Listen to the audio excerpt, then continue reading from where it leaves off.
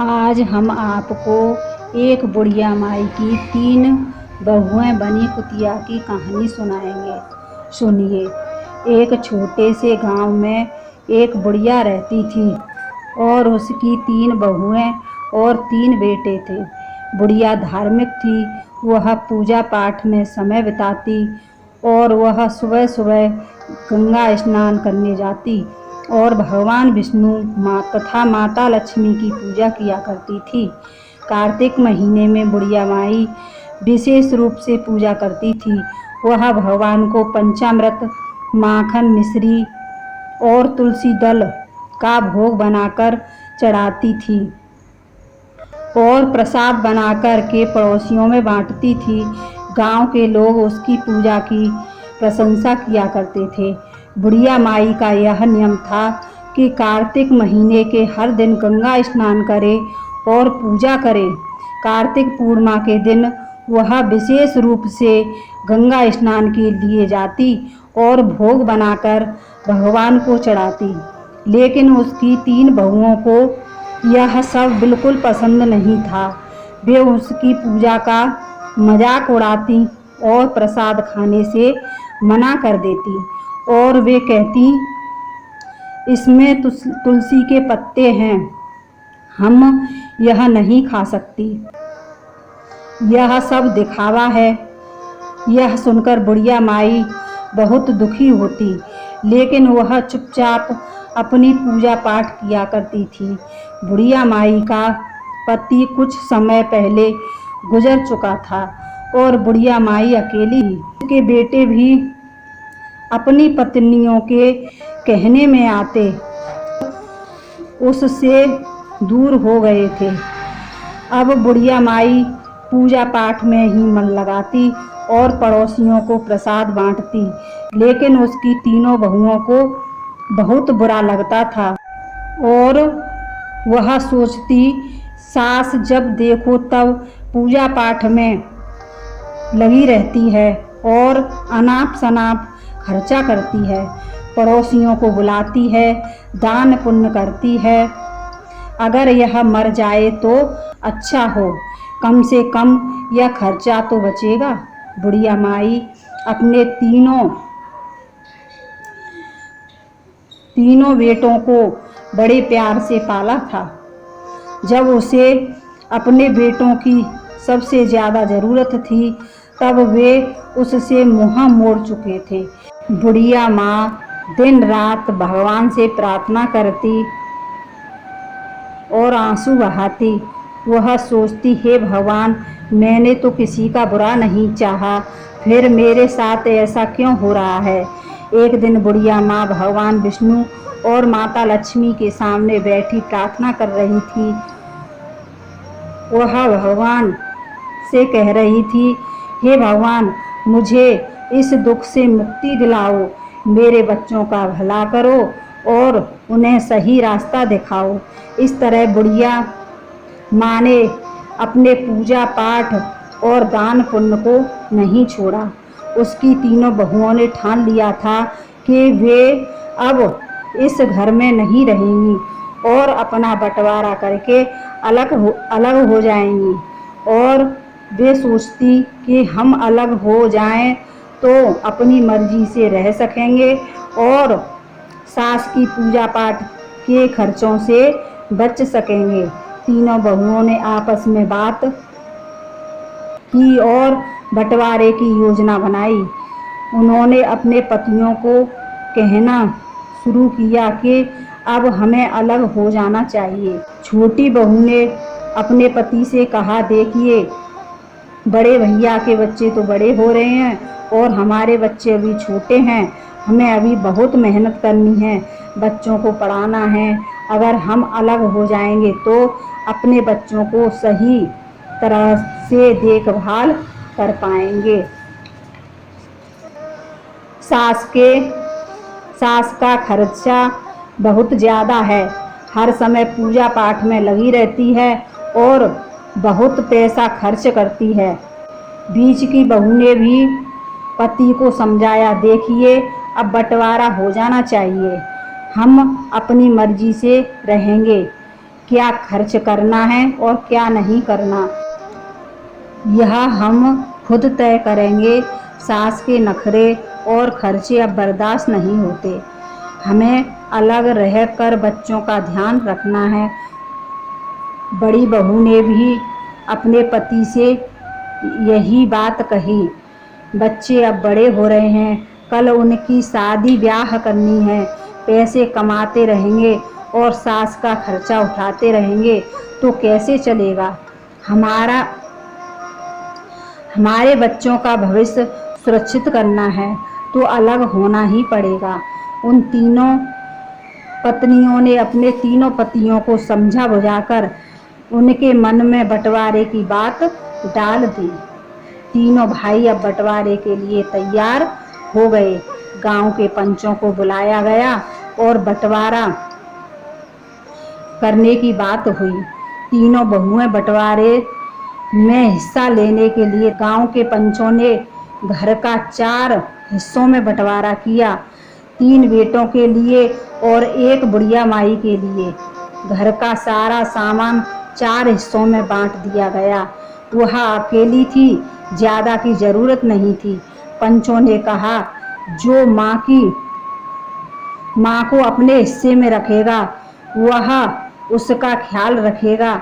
छोटी बहू ने साफ मना कर दिया, मैं बुढ़िया माई को अपने हिस्से में नहीं रखूंगी। उनका खर्चा बहुत ज़्यादा है। पूजा पाठ में बहुत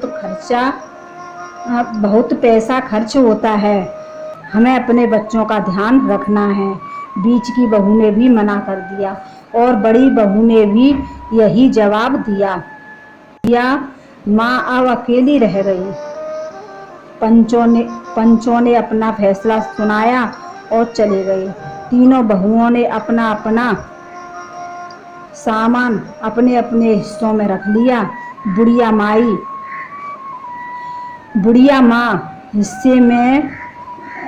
माई के हिस्से में झोपड़ी थी, वह उसमें रखने लगी। अब वह अकेली थी और अपने बेटों से निराश होकर अपने भगवान से प्रार्थना करती रहती थी। अब बुढ़िया माँ ने अपने हिस्से की झोपड़ी में सामान रखने लगी।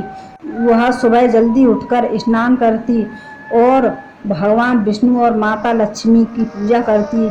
वह पहले की तरह भगवान का भोग बनाकर चढ़ाती और फिर पड़ोसियों में प्रसाद बांटती। लेकिन वह बहुत अकेली हो गई। उसके तीनों बेटों ने उससे मुँह मोड़ लिया था। वह भगवान से प्रार्थना करती, भगवान मुझे इस दुख से छुटकारा दिलाओ, मेरे बच्चों का भला करो और उन्हें सही रास्ता दिखाओ। बुढ़िया माँ के पास जो भी आटा, दाल, चावल था वह उसी से काम चलाती। अब सोचती, मुझे अपनी जिंदगी इसी तरह गुजारनी पड़ेगी। मेरे बच्चों ने मुझे छोड़ दिया है, लेकिन मैं भगवान की भक्ति नहीं छोड़ूंगी। उसकी भक्ति में कभी कमी नहीं आई। भगवान का पूजन करती और पड़ोसियों को प्रसाद बांटती। एक दिन बुढ़िया माँ अपनी झोपड़ी में बैठी रो रही थी। तभी एक युवक आया और उसने दरवाजा खटखटाया। बुढ़िया माँ ने दरवाजा खोला और देखा कि एक युवक खड़ा था।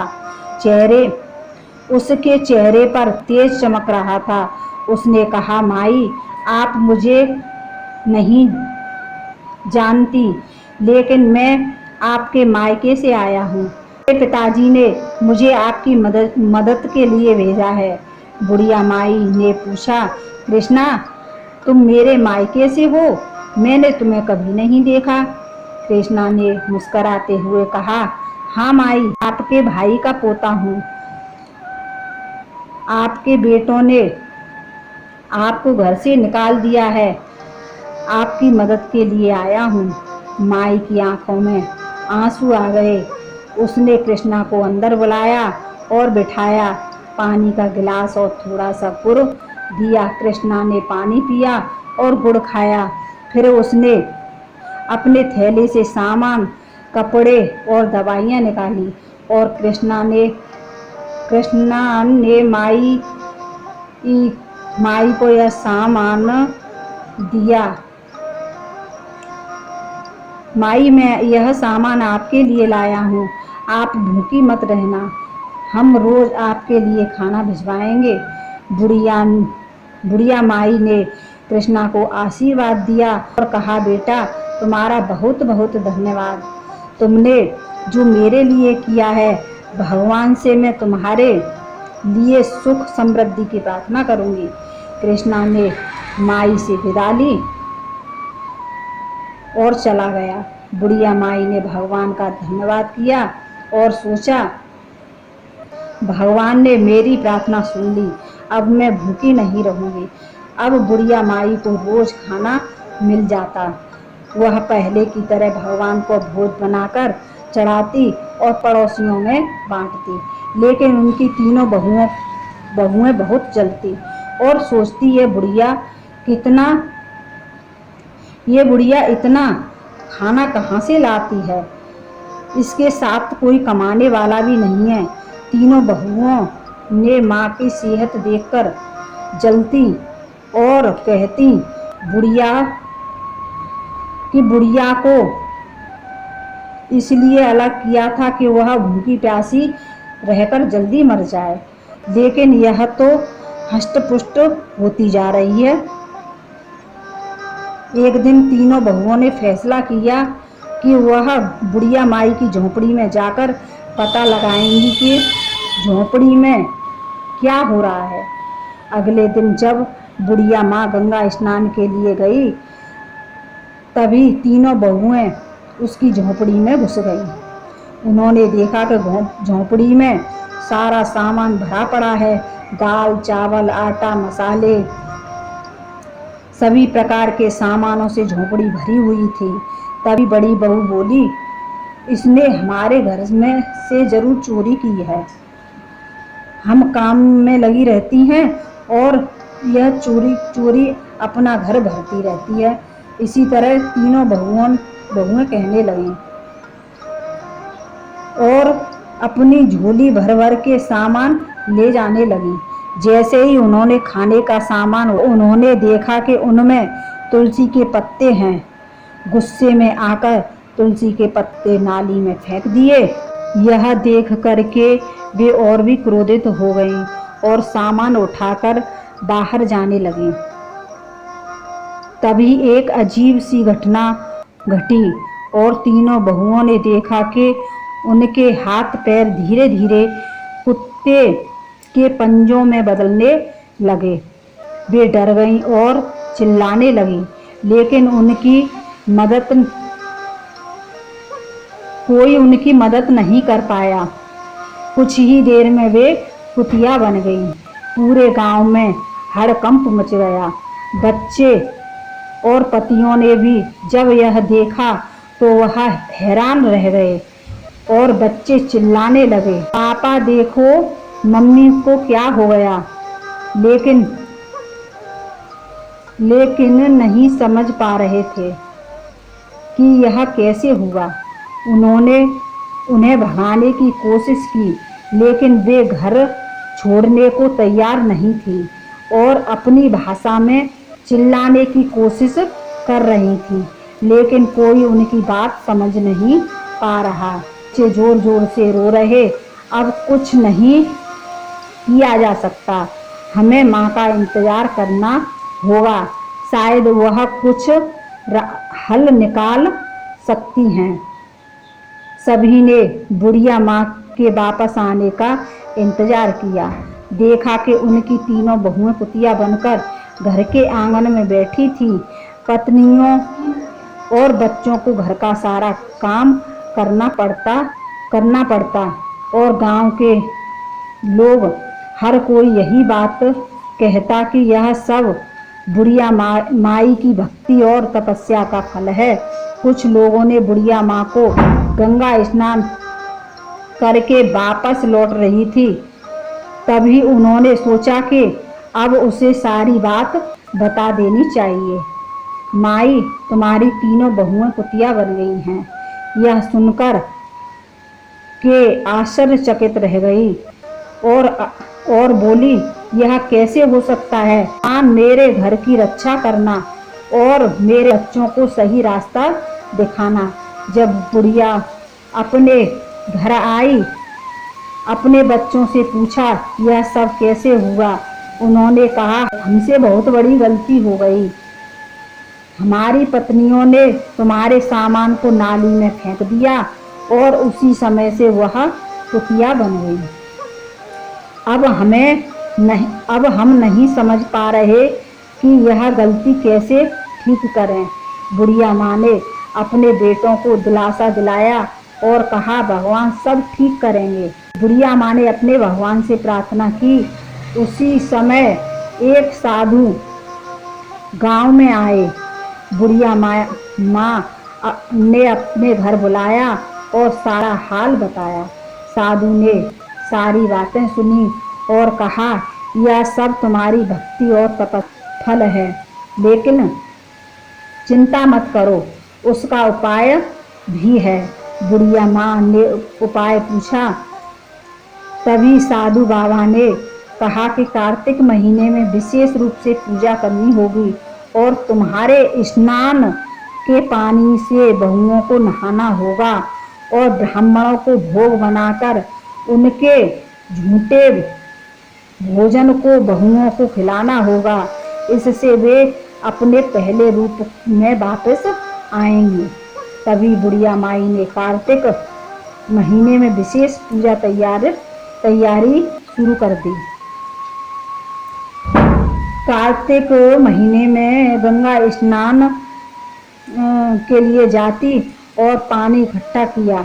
इसके बाद भगवान विष्णु और माता लक्ष्मी का पूजन करती। बुढ़िया माई ने 5 ब्राह्मणों को बुलवाया। बेटों ने भी 5-5 ब्राह्मणों को बुलवाकर सबको न्योता दिया। कार्तिक पूर्णिमा का दिन आया। उन्हें विशेष रूप से पकवान बनाकर खिलाया गया। माँ ने सबके पैर छुए और भगवान से प्रार्थना की कि मेरे कार्तिक स्नान का फल मेरी तीनों बहुओं को मिले। ब्राह्मणों ने तृप्त होकर भोजन किया और कहा, तुम्हारी प्रार्थना अवश्य सुनेंगे। ब्राह्मणों के बचे हुए झूठन को उन्हें खिलाया और अपने स्नान के पानी से उनको नहलाया।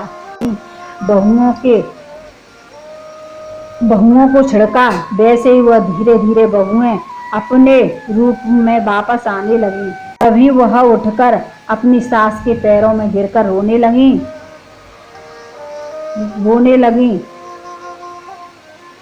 माँ, हमें क्षमा कीजिए, हमें माफ कर दो। हमने तुम्हारे साथ बहुत बुरा किया है। हमें अपने कर्मों का फल मिल गया है।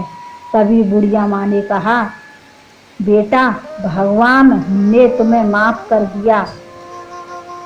कर दिया है। भगवान की भक्ति करो और अपने कर्मों को सुधारो। महत्व क्या होता है? भगवान की पूजा और सेवा से हमें सच्चा सुख और शांति मिलती है। बोलो श्री हरि विष्णु की जय। बोलो माता लक्ष्मी मैया की जय। जैसी करनी वैसी भरनी, कर्मों का फल सभी को मिलता है।